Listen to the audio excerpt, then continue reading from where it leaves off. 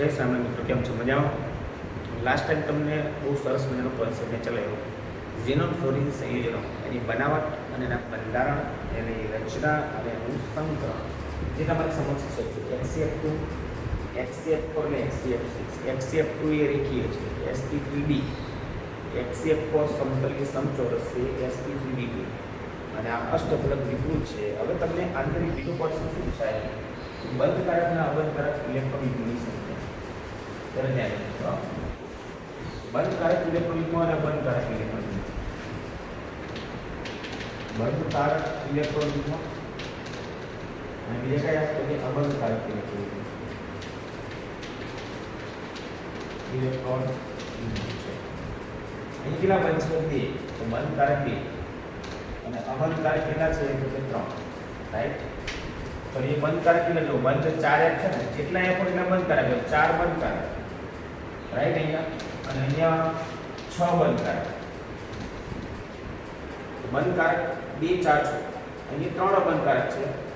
Lone pair જે બંધમાં ભાગ મેળવે અહીંયા 2 છે. જો 2 બંધકારક છે અને અહીંયા 1 છે. એટલે અબંધકારક ઇલેક્ટ્રોનિકની સંખ્યા જે ધ્યાનથી જોજો, બહુ અગત્યનું છે. કારણ કે બંધકારક તો 2 4 અને 6 એ તો ખબર પડી, જેટલા ફોર એટલા બંધકારક. ચલો અહીંયા 2 બંધકારક છે, મતલબ 2 ઇલેક્ટ્રોન ઉપરી ગયા 8 માંથી.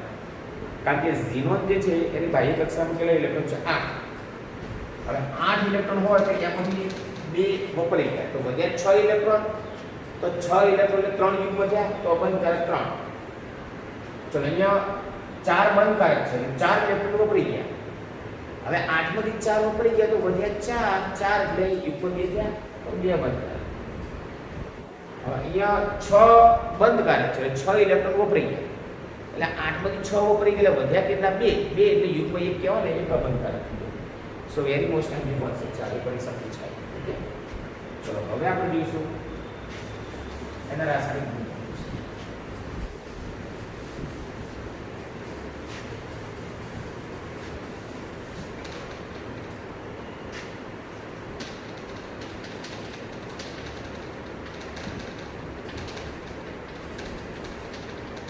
મેં તમને ત્યારે વાત કરી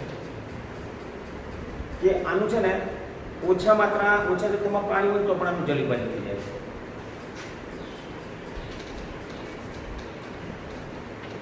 ઓછા પ્રમાણમાં પાણી હોય, પાણી તો એની સાથે પણ શું થાય છે? જલીકરણ થઈ જાય છે. જોરદાર કહેવાય.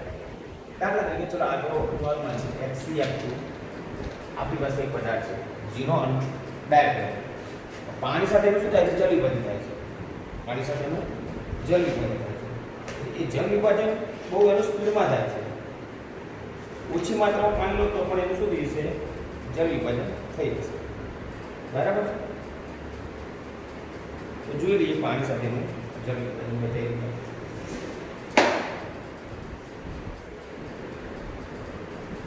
XCF એનું પાણી સાથે જલ વિભાજન એમાંથી બનશે Xc વત્તા HF વત્તા O. Xc વત્તા HF વત્તા O. રાઈટ.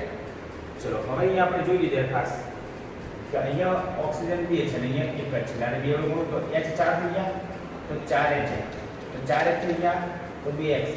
Xc 2 થઈ ગયા તો 2. રાઈટ. બીજી તમને એક વાત જાણી આપણે કરી કે ઝીનોન ફ્લોરિન સંયોજન થાય ને, ઝીનોન ફ્લોરિન સંયોજનો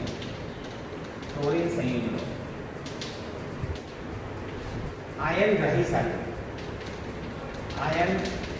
સાથે કેટાયન આપે અને આયન દાતા સાથે એનાયન આપે. એટલે આયન ગ્રાહી સાથે કેટાયન એટલે ધન આયન આપે અને આયન દાતા સાથે એનાયન લગાવવામાં આવશે. એટલે આવી પ્રક્રિયાઓ તમારા માટે બહુ જ અગત્યની છે કે આયન ગ્રાહી સાથે અને આયન દાતા સાથે આપણે કઈ પ્રક્રિયાઓ આપશે. તો આયન ગ્રાહી સાથે એ પોતે કેટાયન આપશે અને આયન દાતા સાથે શું આપશે? તમને યસ, ઋણ આયન આપશે. બરાબર છે. ચલો બતાવીએ કયા આયન ગ્રાહી છે, કયા આયન દાતા છે.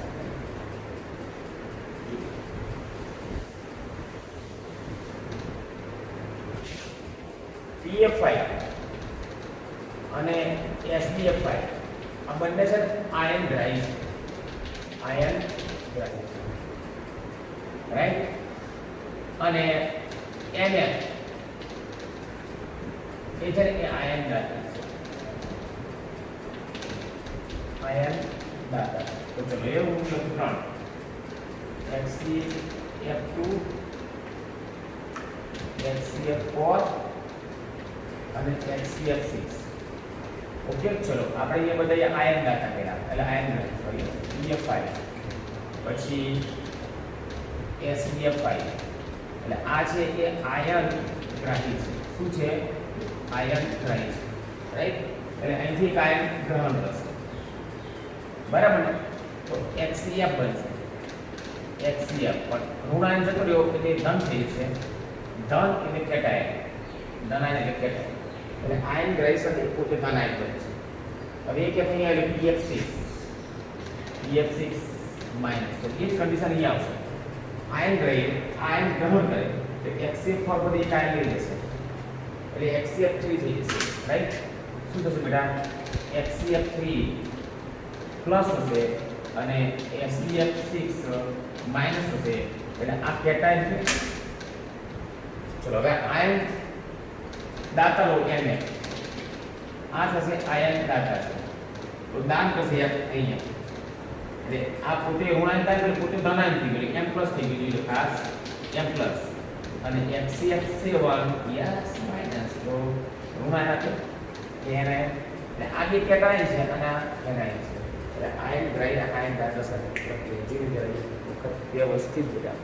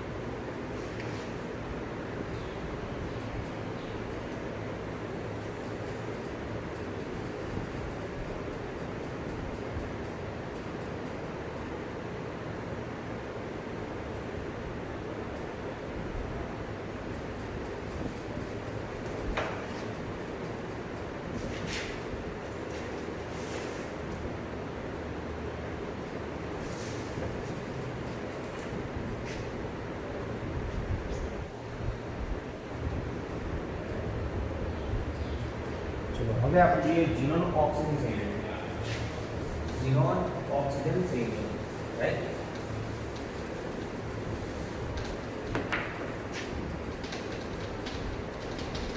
ઝીનોન ઓક્સિજન સંયોજન. તો જો આપણી પાસે આટલા છે ઝીનોન ઓક્સિજન સંયોજનો, તમારે આટલા ઓક્સિજન સંયોજનો અભ્યાસ કરવાનો છે. HCO3 પછી HCOF4 HCO2 ઓક્સીફ્લોરો સંયોજન છે, ઓક્સીફ્લોરો અને આ ઓક્સિજન, આ ત્રણની બનાવો automatic. Very most type concept છે, બરાબર. HCO3 એ ઝીનોન ઓક્સિજન સંયોજન છે અને આ ઓક્સીફ્લોરો સંયોજન છે, જેમાં ઓક્સિજન પણ છે અને ફ્લોરિન પણ છે.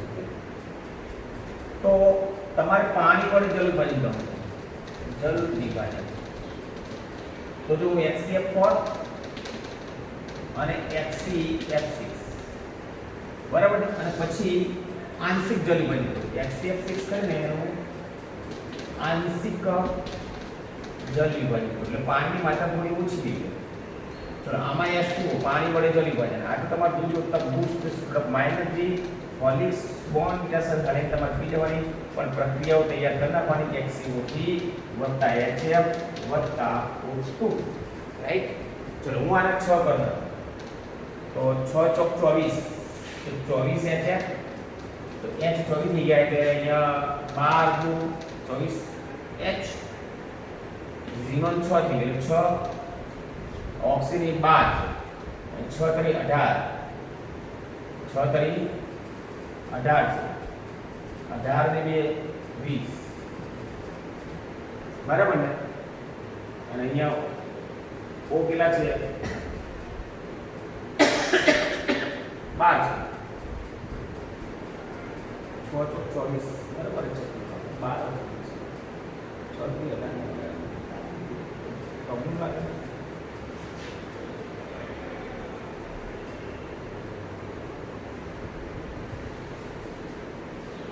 અહીંયા એક એક્સી બને છે કેમ આમ થાય છે એક્સી બને છે એટલે 6 એક્સી છે ને અહીંયા હું શું કરું 3 તરી 9 થશે 12 એક્સી હોતી આઈ મને લાગે 12 હા એટલે આની બરાબર છે 2 અને 4 થઈ ગયા 2 અને 4 હવે સમીકરણ સમજી મતલબ ઓક્સિજન 6HCl ઓર નથી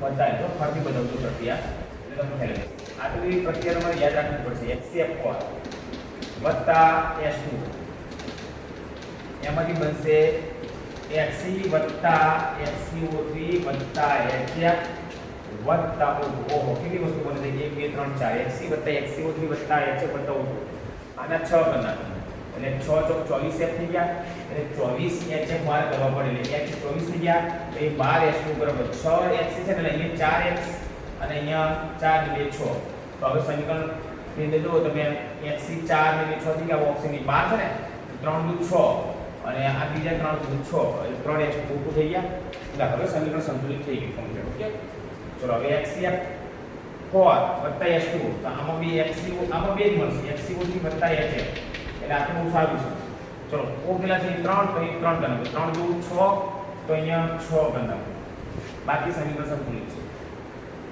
ચલો HCF6 નો આંશિક જલી બને એટલે HCF6 વત્તા HCF6 વત્તા H2O વત્તા H2 તો તેના બનશે HCOF4 વત્તા HF HCOF4 વત્તા HF બરાબર છે અને અહીંયા પણ એ જ પ્રમાણે HCO2F2 વત્તા HF હવે આ સમીકરણમાં તમે કે અહીં HB છે બરાબર ને તો એ 2HF કરો એટલે આ તો સમીકરણ ઓલરેડી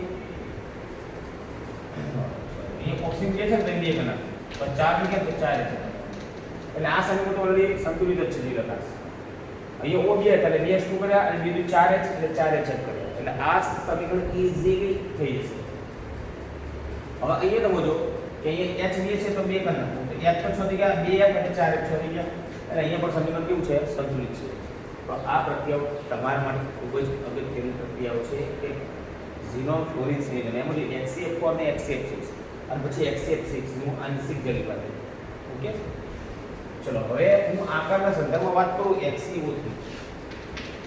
HCO3 ખરે ને એ સ્ફટિકમય ઘન પદાર્થ છે રંગીન સ્ફટિકમય ઘન છે પણ વિસ્ફોટક છે કેવો છે વિસ્ફોટક છે તો ચલો આ X હવે 3 ઓ છે ને તો 3 નું ડબલ બોન્ડ થી બતાવી દીધું આ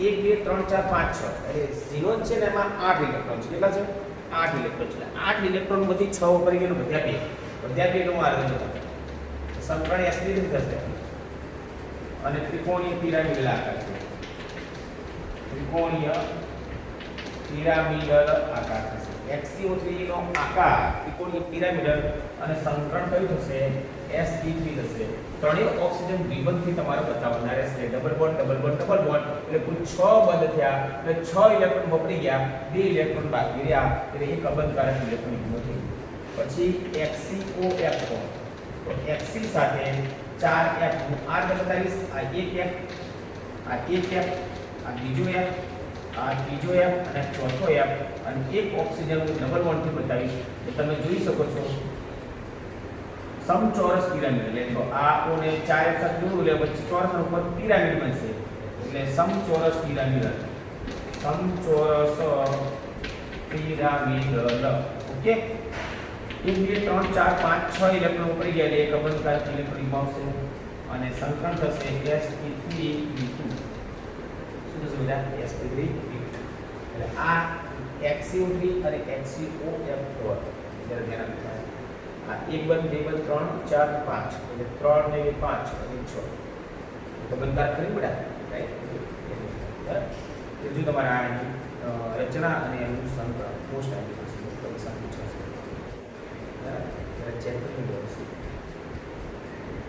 આથી આપણે બે જોઈશું.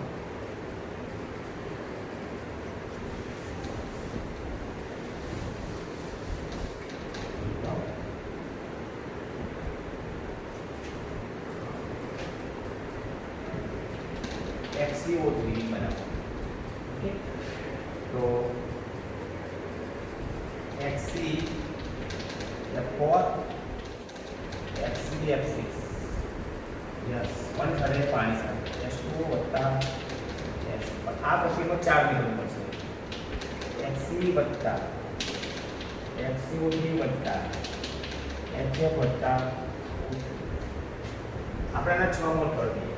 xc આ એક 6 ચોક 24 થઈ ગયા એટલે અહીંયા 24 hf કરવા પડે તો અહીંયા 24 થઈ ગયા. અહીં 12 h2 કરવા પડે. 6 xc છે ને તો 4 અને 2 કરું તો અહીંયા ઓપ્શન 12 છે તો 3 દુ 6 અને 3 દુ 6 એટલે 12 થઈ ગયા, રાઈટ. પછી અહીંયા તો બહુ વધારે પ્રશ્ન xco3 વત્તા hf બનશે, રાઈટ. કમ્પ્લીટ. આવો પેલા 3 અને 3 બને એટલે આ 3 દુ 6 તો 6 hf બને. પછી આપણે આંશિક જલી બને xcf6 ઓક્સિજન શ્રેણીનો ઝીનોન ઓક્સીક્લોરોસોલિનો, રાઈટ.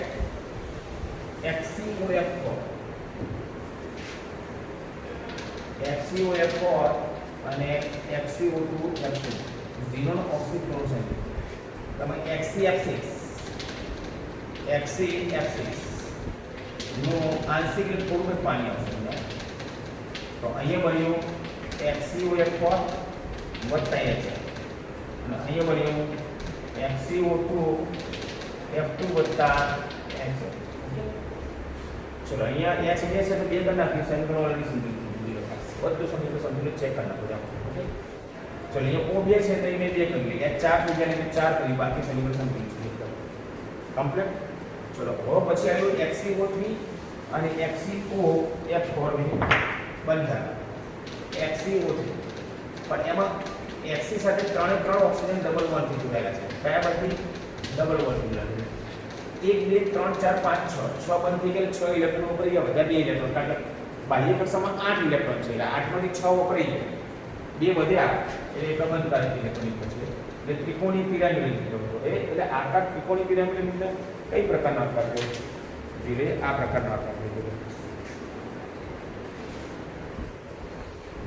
આ પ્રકાર આ એક્સિસ છે, આ ડબલ બોન્ડ ત્રિકોણીય પિરામિડ છે, નામ પિરામિડ. ઓકે, ત્રિકોણીય પિરામિડ આકાર છે.